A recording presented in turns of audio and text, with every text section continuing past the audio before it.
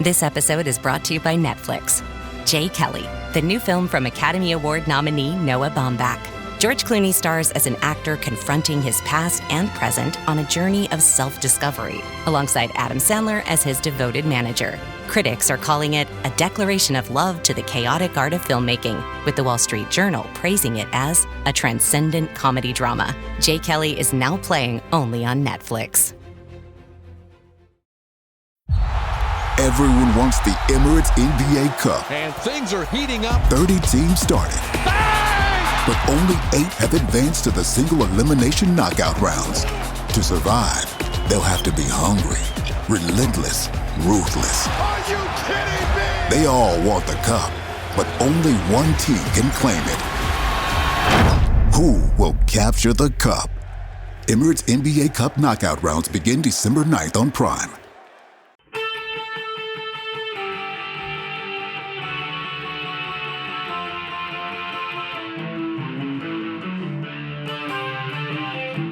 This is the Daily Blast from the New Republic, produced and presented by the DSR Network. I'm your host, Greg Sargent.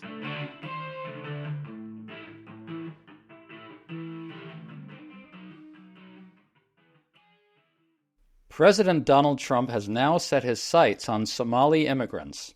He's been ranting furiously about them, calling them garbage, and saying he wants them all to get out of our country. And he's even talking about stripping citizenship from immigrants in order to remove them. White House Press Secretary Karoline Leavitt reacted to this with obsequious praise, calling it epic. We thought this was a telling moment. The Trump cult has gotten so out of control that his propagandists now go out of their way to deliberately highlight his most racist and disgusting moments and pump those up into moments of heroism and triumph. Meanwhile, almost no Republicans had anything critical to say about any of this. In fact, J.D. Vance pounded the table in agreement with Trump on Somalis. How far is this madness going to get? Today we're talking about all this with Vedant Patel, a former State Department official who worked on immigration issues under Joe Biden. Vedant, good to have you on, man. Really good to be with you. Thanks for having me. So let's quickly run through what Trump's been saying about Somalis. He said, quote, "They contribute nothing. I don't want them in our country." He said, "Your country stinks." He said, "We're taking garbage into our country," meaning Somalis. He attacked Congresswoman Ilhan Omar as garbage, in fact. Vedant, that is naked bigotry coming straight from the President of the United States. Now, we've heard versions of this for years, but it almost seems like a new level of fury and hysteria. What's your response to all this? I want to say that I wish I was surprised, but truly, Greg, I mean, this is a playbook out of the president's first administration. I mean, I think you recall that there was a really poignant moment in which President Trump was saying that he didn't want immigrants from a certain, fill-in-the-blank swear word types of countries. I mean, this is the exact playbook that we've seen before of dividing this country, targeting certain immigrant communities. It's despicable. So just to clarify, what Vedant's talking about there is Trump's infamous comment back during his first term that he hates people from shithole countries, something to that effect. I would point out, though, that that was actually a private comment that was reported according to sources. Now Trump said all this stuff about Somalis in public, direct to cameras, with a whole bunch of reporters watching. In fact, at a cabinet meeting with all of his sycophantic, propagandistic officials all around him. I think that's a new level. What do you think? I think certainly we're seeing that this second Trump administration, things are increasingly heightened, and they are taking, I think, not just their rhetoric, but their policy actions to a whole new level. They certainly are. Let's bring in White House Press Secretary Karoline Leavitt on this. She put out a statement about Trump's cabinet meeting, at which he also appeared to fall asleep, by the way. She said this, quote, "This epic moment put an exclamation point on President Trump's 9th cabinet meeting of his second term, all of which have been entirely open to the press for the whole world to see," close quote. Now, she was talking about what Trump said about Somalis. That's the epic moment she's referring to. Epic moment, exclamation point. The entire world is watching. Vedant, I think this is notable. She went out of her way to hail Trump's racist outburst precisely because he's been criticized widely for it. The cultishness is off the charts, isn't it? I certainly would say so. Let's put the policy aside just for a second. Let's put the Somali piece aside for just a moment. I worked in the press office under President Biden. That is not the way you are supposed to be doing media relations. Let's remember that these are spokespeople that should be working. Yes, they work for a president, but really ultimately their job is to try and inform the American public, be good arbiters of truth and good engagers with journalists, help answer questions, help inform coverage and stories and TV packages and things of that nature. It is not to be sycophants and just, being partisan hacks with a taxpayer dime. Yeah, I mean, can you talk a little bit more about that? Like, you worked in the State Department. You've got reporters talking to you about policy issues. You've got them asking for clarification of presidential comments. In this case, though, this was naked racism, really disgusting bigotry, smearing an enormous population inside the United States, which includes a whole lot of citizens. I think ABC News said 73% of Somali immigrants are naturalized citizens, if I'm right. This is just really unthinkably awful behavior on Caroline Leavitt's part to go out of her way to call this something like a world historical moment, don't you think? I would say yes, but I mean, this is par for the course with the Trump administration, right? And I think it is what seems to be expected of his senior officials is praise and just flattery when it comes to anything he says. Look, again, putting the policy aside for just a moment, I don't think there was a single instance in the Biden administration when I characterized what the president was doing or what Secretary Blinken was doing as quote unquote epic. I don't think that was ever a word that I used because that is not the job. The job is to try and answer questions, convey what's going on, help inform as it relates to policy and policy decisions and decision making and thinking and strategy as it relates to trying to govern this country, not flattery and praise that really isn't rooted in reality. They really do not understand themselves as being public servants in any sense, I think. Now, let's talk about what is happening with Somalis. We've had some reporting that ICE is now pretty active up in Minnesota, where there's a large Somali population. We're getting reports of people getting pulled over, asked for their passports, asked for their papers. I think this looks like it's also targeting some citizens as well. What do you know about what's going on up there? So look, seems to be in line with what we have seen happen in other major metropolitan areas where you've seen really increased ICE action target individuals. It's unclear what metric the Department of Homeland Security is using in terms of the types of folks they're looking at, the types of folks that they're arresting, and so on and so forth. There's a lot of questions. But I think you kind of hit the nail on the head when you said that more than 70% of Somalis are American citizens. The other thing to keep in mind is that there's also a significant population of Somalis who are in this country under what we call temporary protected status, in which they're in this country because the conditions in Somalia are as such that it would be far worse, far more dangerous, far more burdensome to deport them back to Somalia because of the conditions there. And that's something we have to keep in mind as well. But more than anything, more than just I think Somalis is this is another blatant attack on immigrant communities. Obviously, any administration, Democrat or Republican, should be enforcing the law. We should be following our immigration laws. People in this country should be abiding by their immigration laws. But I think this blatant targeting without any clear proof or logic or even kind of theory of what it is deeply concerning. Look, if people are violent criminals, if they're offenders, if they are a threat to this country, certainly I think those kinds of folks should be removed. But I think this kind of just blatant washing of an entire community, of an entire population of folks with one broad brushstroke is deeply troubling and problematic. To stay up to date on all the news that you need to know, there's no better place than right here on the DSR Network. And there's no better way to enjoy the DSR Network than by becoming a member. Members enjoy an ad-free listening experience, access to our Discord community, exclusive content, early episode access, and more. Use code DSR2025 for a 25% off discount on sign up at thedsrnetwork.com/buy. That's code DSR2025 at thedsrnetwork.com/buy. Thank you and enjoy the show.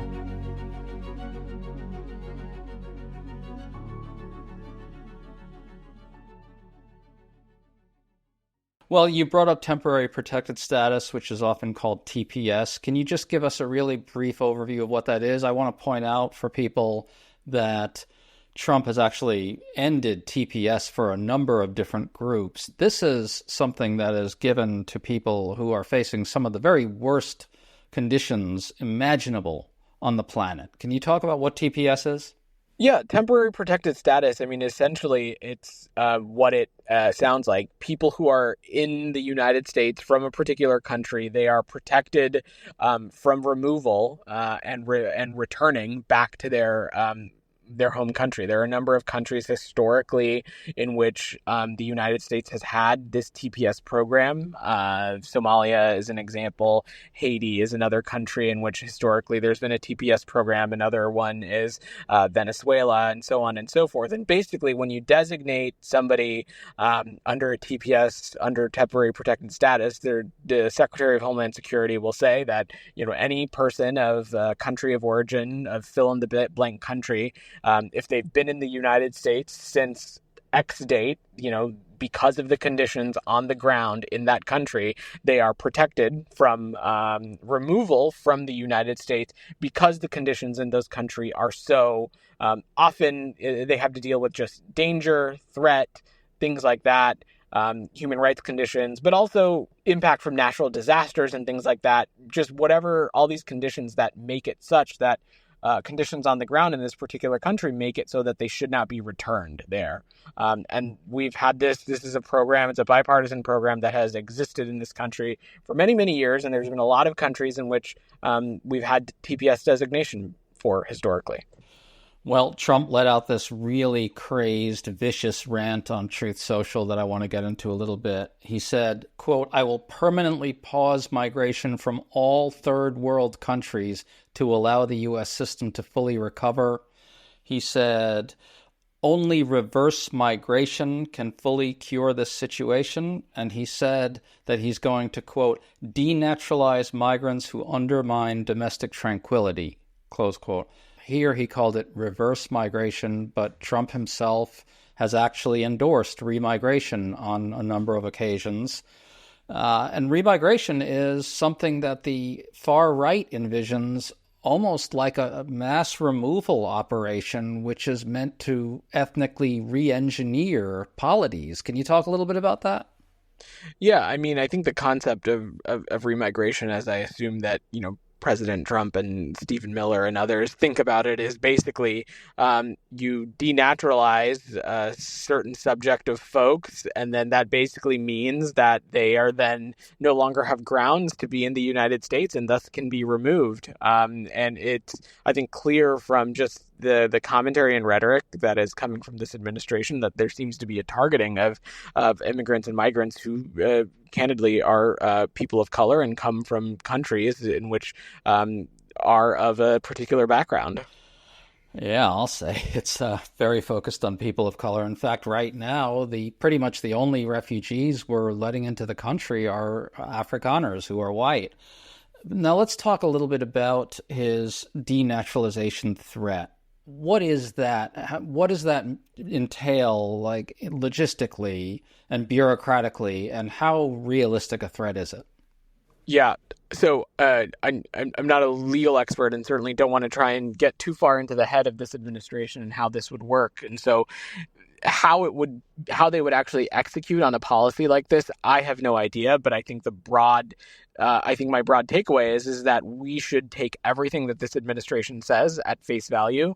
I think the biggest takeaway from the first administration is that we should not just chalk things up to just rhetoric, that it seems like when they say something that they have a desire or an intention to act on it. And so how they plan on going about this is unclear, but it seems to be a priority. There's something that they have said previously, something that the president, Stephen Miller, have talked about openly. And I think it's something increasingly of concern.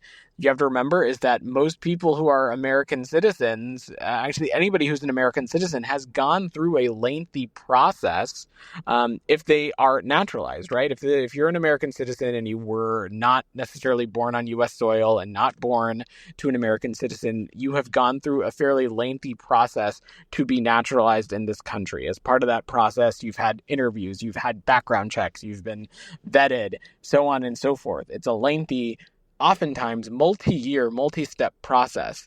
And so now to say that you are going to denaturalize individuals who have gone through that process, it's incredibly alarming. I am sure that there are some legal and constitutional questions that absolutely need to be raised if they go about this. Well, we should point out that denaturalization is actually very hard to pull off as well, is it not? I would say so. I mean, I truly can't wrap my head around logistically how they would do that in a way that actually comports with the law. So just to close out, I think there's one ominous thing we should point to here. During Trump's first run for office, Republicans would condemn this sort of thing when Trump did it. In fact, I recall Paul Ryan criticizing Trump's anti-Muslim bigotry at one point. But now, when he goes out there again at a cabinet meeting in front of 50 cameras and the whole world watching, as Caroline Leavitt put it, almost no Republicans said anything. Former Minnesota Governor Tim Pawlenty, who's a Republican, did say something. He said there is a danger in, quote, stigmatizing any ethnic group, any racial group, any religious group. He added, I don't think we want to start having those kinds of words applied to whole groups, close quote. Glad he said that, Vedant, but apparently that's too much for Republicans to say now, right? I mean, look, let's just be honest. I think no one is holding their breath that the members of President Trump's own cabinet were going to say anything in response to comments like that. At least I certainly was not. It is clear from the get-go that this is a president, it's an administration that values and candidly monetizes praise, flattery, things like that. But I think one of the biggest takeaways from the first Trump administration is that when Republicans spoke out, when they said something, when they didn't agree with the president, they either realized that they were going to get a primary from the right, or they saw the writing in the wall, that they were going to have their own internal domestic political challenges, either in their state or their congressional district, and then ultimately left public service. A lot of examples like that, and you have to assume that Republicans across the spectrum are grappling with that reality when they choose or not choose to speak up or at least comment on what this administration is doing. Well, speaking of which, just to circle back to Caroline Leavitt, she called this an epic moment that put an exclamation point on Trump's cabinet meeting, the whole world watching, et cetera, et cetera. You know, this sort of is of a piece with the broader thing that they're doing to the press office, and this is something I'd like you to comment on as someone who's worked as part of a White House or administration press operation. They've emptied out the White House press corps of serious reporters, at least to some degree, and they've put in a bunch of reporters, in quotes, who are functionally propagandists. They simply don't recognize any obligation of any kind to treat the press as an important institution as part of our democracy. Is that overstating it, or am I right? No, I mean, I think that's right. I think that they have, through a fallacy, have tried to sell this snake oil idea that, the inclusion of some of these other outlets are somehow more representative of the types of news and the types of mediums and types of outlets that more and more American people turn to. Now, look, absolutely, we need to always, every day, be thinking about ways, when thinking about the White House press briefing or the State Department press briefing, how can we get more outlets into the fold? How can we reach more audiences? How can we talk to more American people? We absolutely need to be thinking about that. But I think that there is an institutionality to how these briefings have historically been conducted. Honestly, I think that they have worked in terms of the makeup of the press briefing room, how those things have operated. And I think the biggest takeaway is that actually in a well-functioning White House, these are not decisions that the White House press office or the administration makes. There is a reason you have a White House Correspondents Association to figure things out, like where the seats are in the briefing room, who travels with the president on what trip. There's only an X amount of press seats on Air Force One, right? And so you don't want to be making those decisions. As a government official, as someone who's a spokesperson for, those are not decisions you want to be involved in, right? It's good that you have an entity like the Correspondents Association to figure that out, because you let that decision be made among the journalists themselves. I think that's a good thing. I think when that system was in place, it worked incredibly well, and we should try and go back to that. Now, simultaneously, we absolutely should be thinking through ways in which new media can have a seat at the table and they can participate in the briefing room, and other kinds of new outlets that, the American people are increasingly turning to on a day-to-day basis. And Caroline Leavitt is really just not seriously trying to envision a sort of, I guess, reformed White House press operation in any meaningful sense. It's just pure propaganda at this point, no? Yeah, I don't think that they are actually fundamentally, intellectually interested in having the briefing, widen the audience and to get more types of different outlets engaged. I think they just want to try and control who's in the room, who's in the Oval Office, who's in sprays, who's on the trips, and really try and just reward outlets that are favorable of the Trump administration and ask questions that are, again, flattering, that are praising this administration, as opposed to asking tough, realistic questions rooted in public policy, asking, how some of these things are going to be conducted, whether they're lawful or not, whether they're constitutional.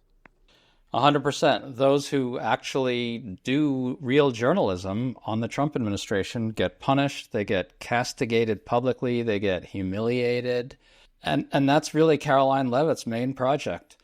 Vedant Patel, thank you so much for coming on with us. Great stuff, man. Really good to be with you, and looking forward to next time.